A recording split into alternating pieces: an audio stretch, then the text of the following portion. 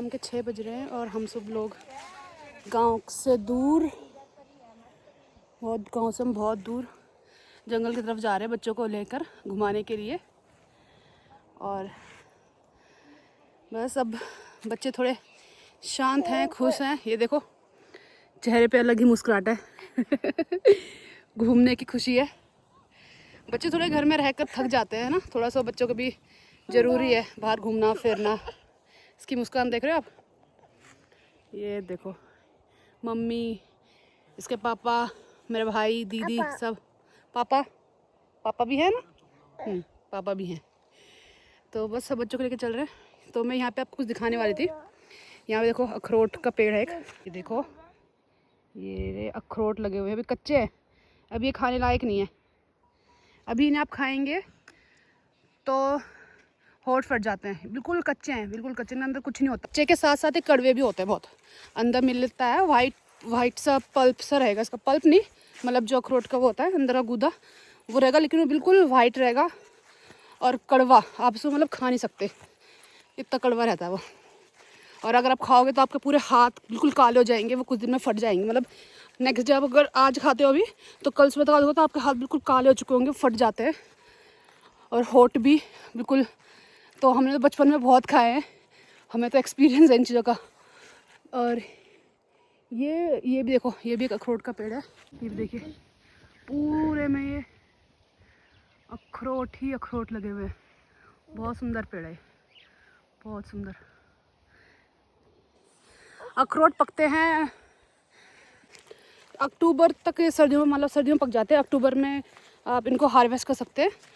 उस टाइम पे इनका छिलका खुद ब खुद ढीला होकर निकलने लग जाता है, तो बस इनको झाड़ना होता है और फिर आप खाओ मज़े से। बहुत अच्छे हैं, पर डिपेंड करता है, कई बार मौसम भी ऐसा होता है कि बहुत झड़ जाते हैं, गिर जाते हैं। इधर ये पूरा देखो, पूरे पीछे जंगलों में लोगों ने आग लगा रखी है। अभी तो शाम का टाइम है, जब रात होएगी तो मैं आपको दिखाऊंगी। बिल्कुल बहुत आग, मतलब इसमें आपको जलती हुई आग भी दिखेगी। इधर भी देखिए पूरा सब जंगलों में आग लगी हुई, मेरे आप चारों तरफ देखेंगे तो इधर आग लगी हुई है ना।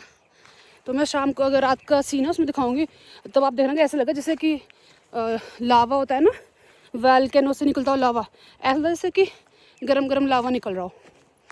तो जब की वीडियो दिखाऊंगी, अभी तो सिर्फ धुआं दिखता है, रात को अभी इतना क्लियरिटी नहीं होती। अब सामने देखेंगे तो यहाँ पे आग दिख रही है जलती हुई, है ना।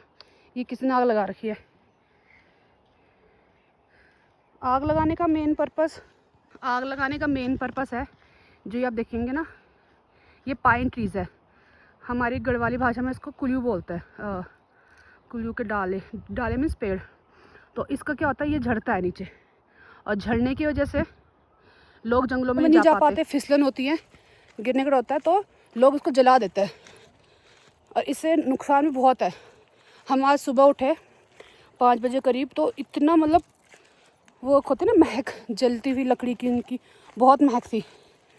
तो फिर हम दोबारा लेट गए, क्योंकि हमें लगा हम यहाँ शहर में तो पॉल्यूशन फ्री के लिए आए, लेकिन मॉर्निंग में वो बहुत ज़्यादा घरों की तरफ झड़ रहा था। देखिए इसको बोलते हैं कुल्लू। ये जितने पाइन ट्रीज़ हैं अभी तो ग्रीन है, नीचे झड़ के ये ऐसे आते हैं। वैसे तो इन्हें हम मोस्टली गाय भैंस के नीचे डालने के लिए यूज़ करते हैं ताकि उनके लिए गर्माहट रहे, पर गर्मियों का टाइम है तो इसकी जितनी ज़रूरत नहीं पड़ती, लोग इनको लेके आते हैं बहुत। अभी वो ऊपर आग लगी है, जैसा आप देख रहे हैं उधर आग लगी है, ये उधर से आग के पूरे जंगल में नीचे तक पूरे उसको जला देगा, क्योंकि पूरे में अभी इस टाइम यही मिलेगा आपको। देखिए बहुत सुंदर है, बहुत अच्छा।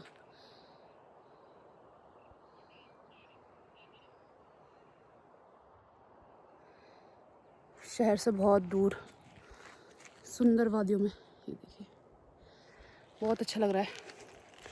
तो यहाँ आकर इसलिए लोग इस टाइम पे आ जाते हैं इसलिए, लेकिन पॉल्यूशन हो रहा है पूरे ना, अभी पूरे जंगल ये जल जाएंगे। जो टूटी लकड़ी होती है जिन्हें लोग लाकर ना आग ला सकते हैं, लेकिन वो लकड़ियाँ सब जंगल के इस आग में सब खराब हो जाएंगी, कुछ नहीं बचेगा। फिर लोग फिर क्या करेंगे, जो पेड़ हैं उन्हें काटेंगे, फिर उनको यूज़ करेंगे। अब जो ये एक जना कोई ना कोई हर बार का होता है। ये इधर भी आप देखेंगे ना, इधर भी आग लग रही है। ये पूरे यहाँ पे इधर ये धुआं अभी तो लगता है हमारे गांव के स्कूल तक आ गए हैं। ये रहा।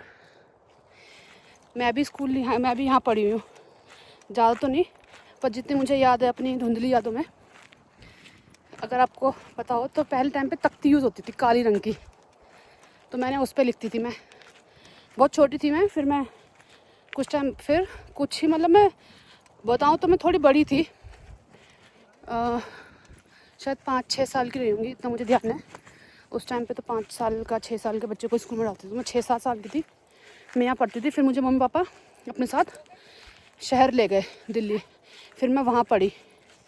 तो इस अकॉर्डिंग मैंने अपनी स्कूलिंग लेट कंप्लीट की है। आई थिंक मैं 18 या 19 साल की जब मैंने 12th की, जबकि अकॉर्डिंगली एज का देखा जाए तो 17 साल की लड़कियाँ, 17 साल के लड़के, 17 साल तक के बच्चे अपनी स्कूलिंग ख़त्म करें। तो इसलिए ये रीज़न भी है कि मैंने अपनी स्कूलिंग थोड़ी लेट करी है। हम यहाँ पढ़ते थे, मैं यहाँ पढ़ी, थोड़ा बहुत ही मुझे याद है, साल भर का ही मुझे याद है। तो मैं उस टाइम आई थिंक 6-7 साल की थी। फिर मैं जब शहर गई तो मुझे शुरू से मम्मी पापा ने नर्सरी क्लास में डाला। इस वजह से मैं पीछे रही अकॉर्डिंग टू अपनी एज, बच्चों के हिसाब से, पढ़ाई में, स्कूलिंग में। पर चलिए, वो भी एक किस्सा है। और यहाँ हमें याद है, मैं, मेरी बड़ी बहन, ये पेड़, ये मोरपंखी जिसे बोलते हैं, ऐसे यहाँ पेड़ बहुत है। तो ऐसे बड़े बड़े पेड़ थे, और ये अब तो यहाँ ये थोड़ा उबड़ खाबड़ हो चुका है। पहले सिर्फ फ्लैट था, बहुत फ्लैट जगह थी ये। तो हम यहाँ पे खेलते थे अपना बैग लेकर, घूमते घूमते। मुझे याद है अपना 6-7 साल तक की मैं थी तब, जब तक। मोरपंखी के पेड़ यहाँ बहुत बड़े बड़े हैं, बहुत पुराने हैं ये। मतलब हम तो जब बहुत छोटे थे, पता नहीं उस टाइम पापा जी के टाइम पे भी नहीं रहे थे। हमारे दादाजी स्कूल, जो हमारे दादाजी पढ़ते थे वो भी यहीं पढ़ते थे, यही स्कूल था उस टाइम पे। अब तो हमारे दादाजी नहीं रहे, 7-8 साल पहले उनका स्वर्गवास हो गया, तो वो भी यहीं पढ़ते थे। तो ये स्कूल आज का नहीं है, बहुत पुराना है। मेरे पापा जी, सबसे बड़े मेरे पापा जी हैं। मेरे पापा जी की एज 63-64 साल के हैं, तो उनके पापा जी का लगा लीजिए। तो दादाजी का भी स्कूल का टाइम, स्कूल भी यहीं पे था। देखिए जो बता रहे थे ना, ये रहा वो पेड़, ये इसका फ्रूट है, बहुत ऊंचा पेड़ है। मुझे एग्जैक्टली इसका नाम नहीं पता, हम तो इसको मोरपंख ही बोलते थे, अभी भी यही बोलते हैं। ये रहा दूसरा पेड़, देखिए ये आगे पेड़, बहुत सारे पेड़ है। ये रहा भगवती तलिया, और देखिए है ना, ये भगवती तलिया हो गया। हमारे पतिदेव, मतलब मेरे पतिदेव।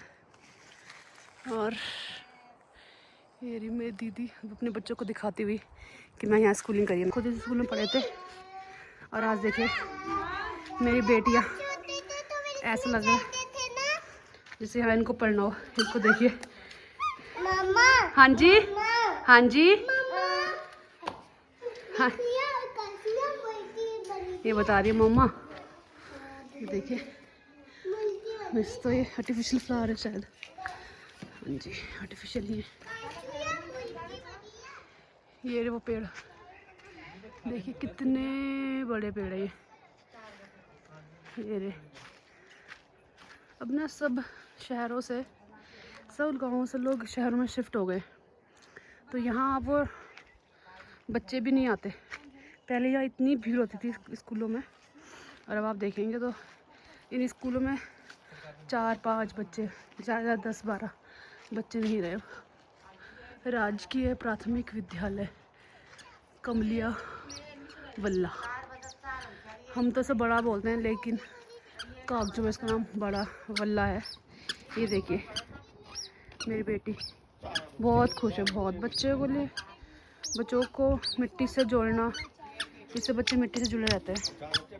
ये देखिए बच्चे फुल मस्ती कर रहे हैं, खेल रहे हैं, पढ़ रहे हैं, देख रहे हैं, जो शायद इन्हें शहरों की चकाचौंध में वो खुशी नहीं मिलती जो बच्चे यहाँ देखकर कुछ दिन की खुशियाँ डिस्कस कर लेते हैं एक तरह से। ये मेरी बड़ी बेटी है, यहाँ पे ये पढ़ रहे हैं कि इनको साप्ताहिक भोजन में क्या क्या मिलता है। साप्ताहिक भोजन मेन्यू में मेरी बेटी लास्ट ईयर भी यहाँ आई थी, मैं नहीं आ पाई क्योंकि मेरी छोटी वाली बेटी उस टाइम कुछ ही महीने की थी, 4-5 महीने की। तो इसने मुझसे सारा डिस्कस किया, मम्मी आपका स्कूल, आपका गांव, मम्मी आपका मार्केट, मम्मी आपके वहाँ के वो लोग, ये लोग। मैंने तब जाना कि मेरी बेटी कितना इंटरेस्ट लेती है। या हम भी जब नानी के घर जाते थे तो हम भी शायद अपनी मम्मी के बारे में सुनकर इतने खुश होते थे। यही प्यार होता है शायद माँ और बच्चे का, कि माँ ना होते हुए भी साथ उनकी यादों में उनको ढूंढते हैं। ये है शील कमलिया, कमलिया, ये भी कमलिया लेकिन मुझे इसका नाम शील कमलिया है क्योंकि ये उस तरफ है। इसके लिए ईस्ट और वेस्ट आई डोंट नो कि क्यों इसका नाम शील कमलिया रखा गया, बट इसको हम शील कमलिया के नाम से बुलाते हैं। ये हमारे घर से सब साफ और सुंदर दिखता है। मम्मी कह रही है आगे ये कल तक पूरे इधर को आ जाएगी, मतलब जितना भी अभी कुल्लू नीचे बच रहा है, जितना भी ये सूखी हुई पत्तियां हैं पाइन की, ये अब पूरी जल जाएंगी। फिर यहाँ लोग अभी से इकट्ठा करने नहीं आएंगे, फिर इस सावन के बाद यहाँ पे हरियाली आएगी। अब ये देखिए, ये है, ये बोलते हैं पाइन ट्री है ना कुल्लू हमारे गाँव में। ये कच्चे हैं और ये सूखे, ये सूखे गिर जाते हैं। इसमें इतनी फिसलन होती है जैसे काई में, ये फिसलन के लिए। मैंने अभी कुछ दिन पहले रील्स में देखा था, किसी गांव के जो मतलब आसपास हैं थोड़े शहरों के दूर गांव में, लोग बच्चे इससे जैसे बैम्बू के बास्केट होते हैं ना, बास्केट हो गए, कटोरियाँ हो गई और भी बहुत सी चीज़ें थी उसमें, सूप जिसमें हम अनाज छानते हैं, वो चीज़ें, बच्चे इन चीज़ों से क्रिएटिविटी दिखा रहे थे। वो मुझे इतना अच्छा लगा कि मतलब देखो पहाड़ों में भी ढूंढने वाले के लिए बहुत सारी चीज़ें हैं बनाने के लिए, सीखने के लिए। लेकिन हमारा गांव थोड़ा बहुत दूर है जहाँ पे अब रोड अब आई है। बचपन से हम देखते चीज़ें, अब यहाँ रोड आई है, अब यहाँ थोड़ा थोड़ा करके थोड़ा थोड़ा करके यहाँ पे अब डेवलपमेंट आ रहा है। ये देखिए भैरव बाबा का मंदिर, वहाँ से हम आ गए, ऊपर से हम पहले जा रहे थे, अब हम नीचे जा रहे हैं। सब अब आगे आगे चल चुके हैं, चलिए हम भी चलते हैं। सब चल रहे हैं। ये अखरोट, ये रहा इसका फ्रूट, तोड़ के दिखाती हूँ। ये अखरोट, बहुत लोग शहरों के लोगों को बहुत वो रहता है अखरोट अखरोट अखरोट। कभी हम बोले हम गाँव जा रहे हैं तो कहते हैं क्या लाओगे, पूछो तो क्या लाएंगे, कहते हैं अखरोट ले आना, अच्छे लगते हैं खाने में। अभी मैं इसको आपको बाद में दिखाऊंगी, इसको तोड़कर इसके अंदर क्या था, क्योंकि अभी सूर्यास्त हो चुका है, सब निकल रहे हैं आगे और इतनी देर जंगल में रुकना अच्छा नहीं होता। बाघ टाइगर घूम रहे हैं गाँव में, तो उसने किसी जानवर के बच्चों को खाया है। इधर गाय के बच्चे को मम्मी पापा तो यहीं थे तो बता रहे थे। और हमारे घर के पास जो कुत्ता है कहते हैं वो बाघ से लड़ा भी था। ये बस अब निकल रहे हैं फटाफट से, घर चल के बात करेंगे सीधा।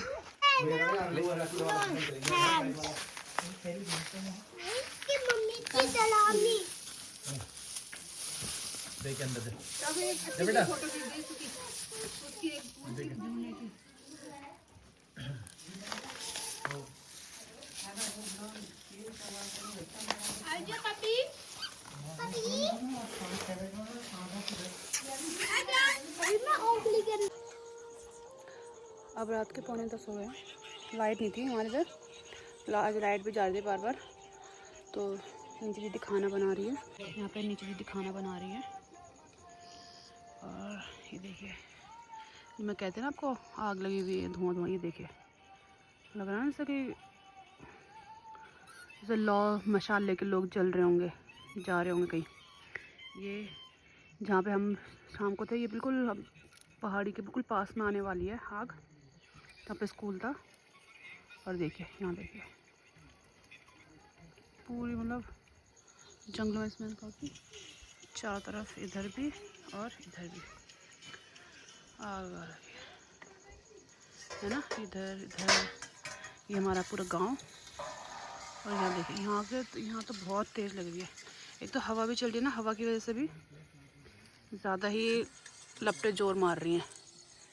और ये और गांव है पीछे, इधर ये भी गांव है। सिर्फ लाइट जल्दी दिख रही है, जैसे कि टिमटिमाते तारे हों। देखिए सामने बिल्कुल दूसरा गांव, इसका नाम शील कमरे है। हमारे गांव के नाम पे इसका नाम है। ये और गांव है। तो चलिए इस ब्लॉग को यहीं पे ख़त्म करते हैं। Thank you so much for watching. इस वीडियो को प्लीज़ लाइक करिए, मेरे चैनल को सब्सक्राइब करिए। मिलते हैं अगले किसी वीडियो में। Thank you, bye bye, good night.